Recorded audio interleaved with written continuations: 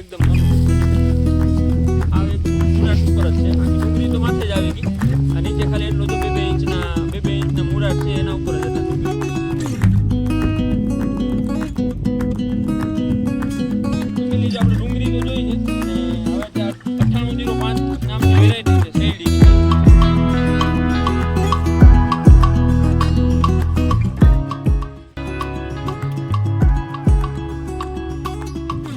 જો અહીંયા છે રાબડાનો પ્લાન. આપણે ડુંગળી ને લસણ ને બધું જોયું અને હવે આપણે હું તમને રાબડો બતાવું. માતા યુટ્યુબ ફેમિલી, સ્વાગત છે નવા બ્લોગ વિડીયોમાં. કેમ છો બધા? મજામાં જશો તો ફરી એક બ્લોગ ચાલુ કર્યો છે ને બ્લોગ ચાલુ કર્યો છે આપણા મિત્રની વાડીએથી. અને ત્યાં આજે ડુંગળીનું હાર્વેસ્ટિંગ ચાલુ છે ને ડુંગળીનું વાવેતર કર્યું છે.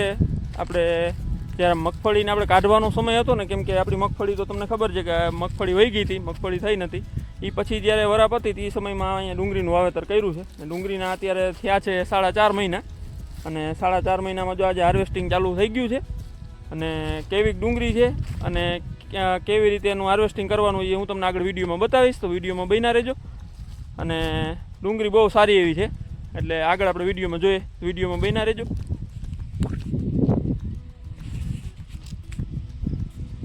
જો આ રીતે ડુંગળી છે બધી.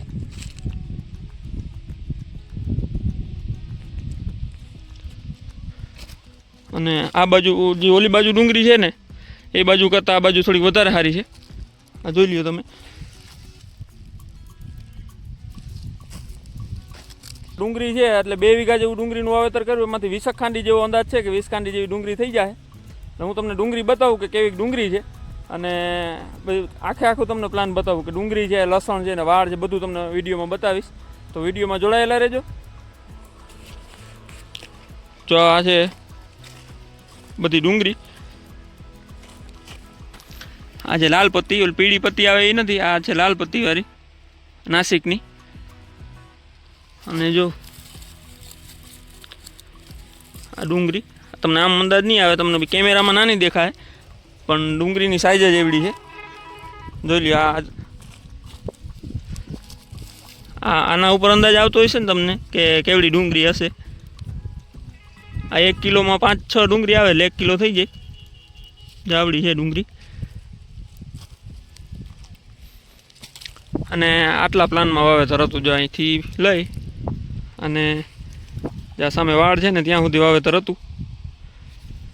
પછી જ્યાં આટલા ભાગમાં જે ચણા છે ને એમાં થોડી પારવી હતી, એમાંથી લઈને આમાં ચોપી દીધી હતી પાછી.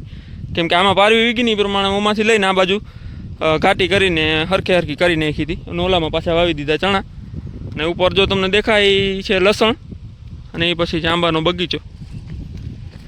અને હાલો આપણે જોઈએ ડુંગળી જે ઊભી ને એ પણ જોઈએ કેવી છે એ ડુંગળી. જો આ ડુંગળી અહીંયા છે બધી ઉપાડેલી છે ને, એમાં જે ઝીણી છે ને એને અત્યારે રહેવા દીધી છે થોડો ટાઈમ. આ મોટી બધી હચવાઈ જાય પછી ઝીણી છે બધી લેવાની રહે. અત્યારે તો મોટી જે ડુંગળી છે ને, કેમ કે ભાવ આપણે મળે એના માટે આ બધું કરવાનું હોય છે. ઝીણી હોય એટલે ભાવ તોડી નાખે, એટલા માટે પછી મોટી જ અત્યારે જ બધી કાઢે છે. જો આવી રીતે ડુંગળી છે. અને ડુંગળીમાં આ જે લોદર છે ને એકદમ વધી જતા હતા. આ જે લોદર છે એટલે એને ભાંગવા માટે બેરે લાગ્યું હતું. એટલે જો પડી ગયેલું છે બધું. તોય ઘણી ઊભી તો થઈ ગઈ છે. અને આવી છે જો હા ઉપર જ આવે આવી રીતે.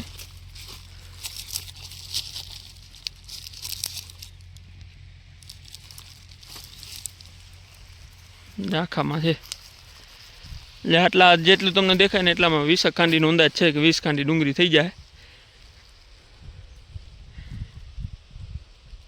ઉપર બધું લસણ છે. ના વાડીવાળા ભાઈ જીગરભાઈ ગઈ વખતે લસણ જાજુ હતું, આખામાં લસણ હતું. આપણે બધા ઊભા એટલામાં જે ઓલું છે એ બગીચામાં બધામાં લસણ હતું. લસણ એ સારું થયું હતું. અને આ વખતે લસણ કર્યું છે 2 વીઘાનું. જો અમુક ડુંગળી છે ને એવડી મોટી હોય ને, જો સાઈઝ જ કેવડી છે. અમુક હાવ ઉપડી ગઈ ને હાવ જમીન એકદમ છૂટી થઈ ગઈ ડુંગળી. આવી રીતે આ 2 ક્યારે બાકી 3 ક્યારે બાકી છે ઉપાડવાના. એ તો કાલ ઉપાડી જાય બધાય. અને બાકીની જો આવી ઓલી બાજુ ઉપર આના કરતાં સારી વધારે સારી છે, નાની કો થોડીક નબળી છે, એકદમ અનુકૂળ છે. જો આ એક મુરાટ ઉપર જ છે, આખી ડુંગળી તો માથે જ આવી ગઈ. આ નીચે ખાલી એટલો જો 2 ઇંચના મુરાટ છે એના ઉપર જ એટલે ડુંગળી ઊભી છે. જો આખી ડુંગળી ખાલી માથે આવી ગઈ અને ખાલી ઉપાડો ને એટલે એટલી જ જગ્યા છે. જો આ કોઈ ઝીણી છે એને રહેવા દેવાની, મોટી બધી ઉપાડી લેવાની. આવી ડુંગળી છે, ડુંગળી બહુ સારી થાય. અને જે ખેડૂતના ઘરમાં જો આવે મોલ આપણા જે હાથમાં જે એટલે તૈયારી જ કરવાની છે, પણ ભાવ ત્યાં ઘટવા માંડે એટલે એ એક મોટી તકલીફ થાય છે ખેડૂતને બધાને.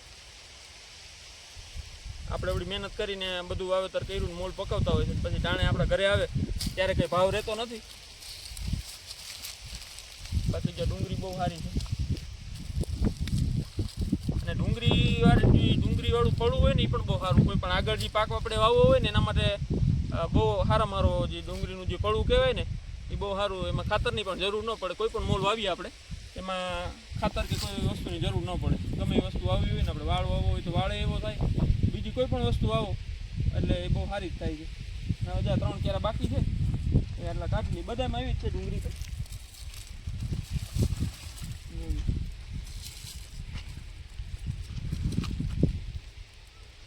ડુંગળી બહુ સારી થઈ ગઈ.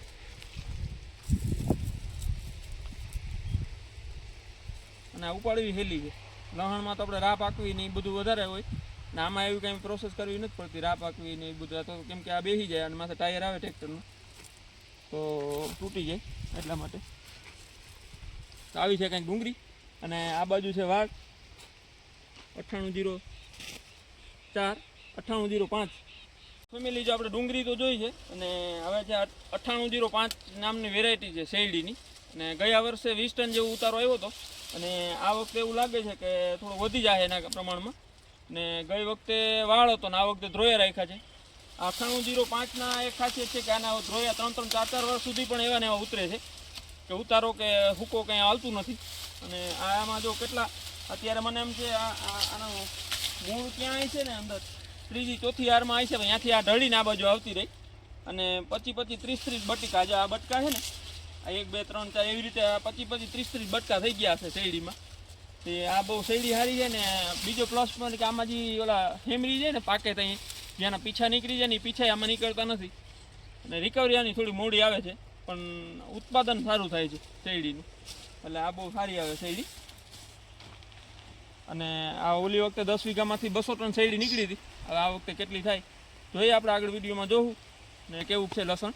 જો આટલા 2.5 વીઘામાં લસણનું વાવેતર કરેલું છે.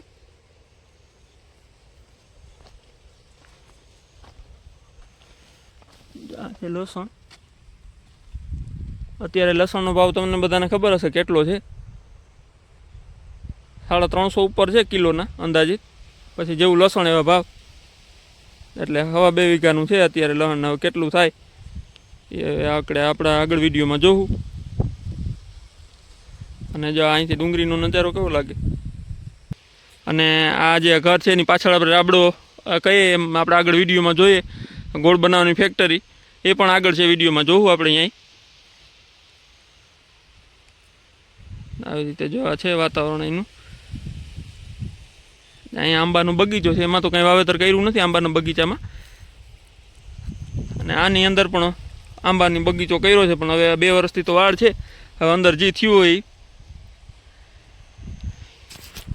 હાલો તો આપણે આગળ જોઈએ કે ગોળનો પ્લાન કેવો છે. આગળ વિડીયોમાં જોઈએ તો બન્યા રહેજો. જો અહીંયા છે રાબડાનો પ્લાન. આપણે ડુંગળી ને લસણ ને બધું જોયું અને હવે હું તમને રાબડો બતાવું. આપણે વિડીયોમાં અગાઉ તો જોતા જ હશે. જ્યાં શેરડી બધી જગ્યાએ કટાય અલગ અલગ જગ્યાએ હાલતી હોય. અને અહીંયાથી જો શેરડીનું જો આગળ તમને કીધું વિડીયોમાં તો બધાને ખબર જ હશે આની પ્રોસેસ. તો અહીંથી શેરડી અહીં મૂકીને બધું પિલાણ ચાલુ છે. અને રાબડો અત્યારે જો ચાલુ છે. ત્યાંથી અહીંયા આવે જો ગોળ બનવાનું ચાલુ છે. અહીંયા 5 તવા છે. આપણે અગાઉ ઘણી જગ્યાએ હોય અહીંયા 4 તવા છે. જો ગોળ બનવાની તૈયારી જ છે, હવે ગોળ બની જાય અને અંદર જો બનાવેલો પેડો આપણે જોઈએ. આ જો અર્જનભાઈ આપણે આગળ વિડીયોમાં જોયો એમના પપ્પા. અને એટલે જો ગ્રાઉન્ડ છે બધું છોતા હુકાવવા માટેનું. જો અહીંયા ગોળ ઠારવાનું કામ ચાલુ છે.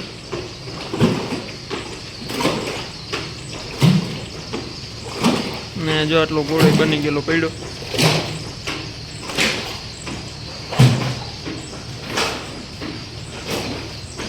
આવી રીતે છે ગોળ.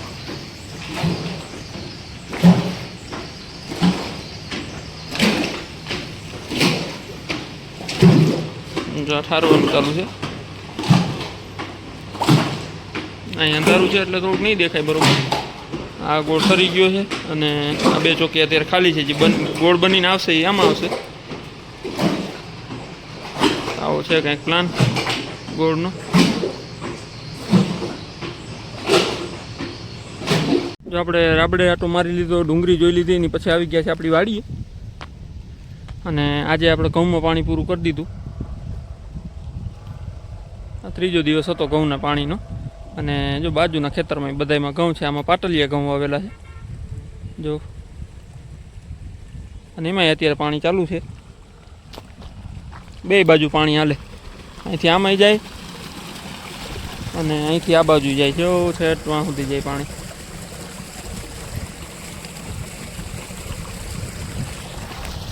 તો ફેમિલી અત્યારે જો હવે આવું કામ સિઝનનું ચાલુ હોય કે ઘઉંમાં પાણી ચડાવવાનું ને કોઈ પણ નિરણ લેવાનું ને એવું બધું નાનું મોટું કામ હોય ને ક્યાંક જો આવી રીતે ડુંગળીનું હોય તો વિડીયો ઉતારવા જાય અને કંઈક અલગ હોય તો તમને બધાને દેખાડીએ વિડીયોમાં.